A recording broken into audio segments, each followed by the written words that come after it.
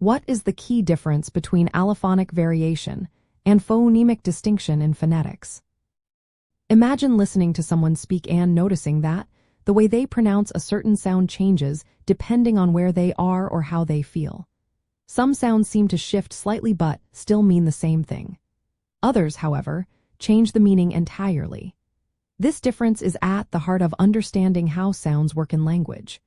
Today, we're going to explore what sets apart allophonic variation from phonemic distinction in phonetics. Let's start with the basics. A phoneme is the smallest sound unit in a language that can change the meaning of a word. Think of the words pat and bat. Changing the initial sound from P to B makes these two words different. That's because P and are distinct phonemes in English. They are like different building blocks that create different words. Now, allophones are different ways of pronouncing the same phoneme. They are like different accents or styles of saying the same sound. For example, the T sound in English can be pronounced as a puff of air at the start of top, which is called aspirated T aspirated, or as a quick, unreleased sound at the end of stop, which is T. Both are allophones of the same T phoneme. The key point is that these slight pronunciation differences do not change the meaning of the words. Whether you say top with a puff of air or without, people still understand you. Allophonic variation usually depends on the context.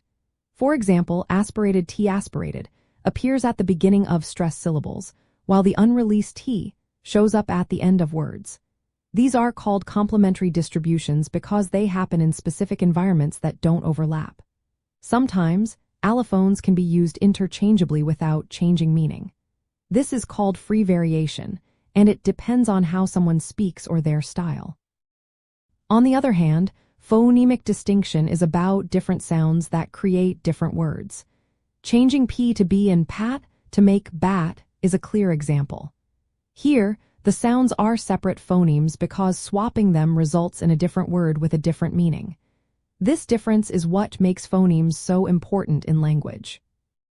To sum up, allophonic variation involves different pronunciations of the same phoneme that do not change the meaning and are often predictable based on context. Phonemic distinction involves different phonemes that, when substituted, change the meaning of a word. Understanding this helps us see how languages use sounds to convey meaning and how pronunciation can vary without confusion. The word phoneme comes from Greek roots meaning sound or voice, while allophone combines Greek words meaning other and sound, indicating it is a different version of the same sound. For example, in English, the T sound has allophones like aspirated T aspirated and unreleased T, depending on where it appears. Meanwhile, P and are separate phonemes because they change the meaning of words like pat and bat.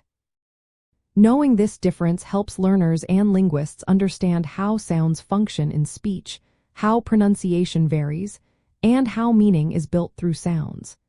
It's a fundamental idea in phonetics that explains why some sound differences matter and others do not.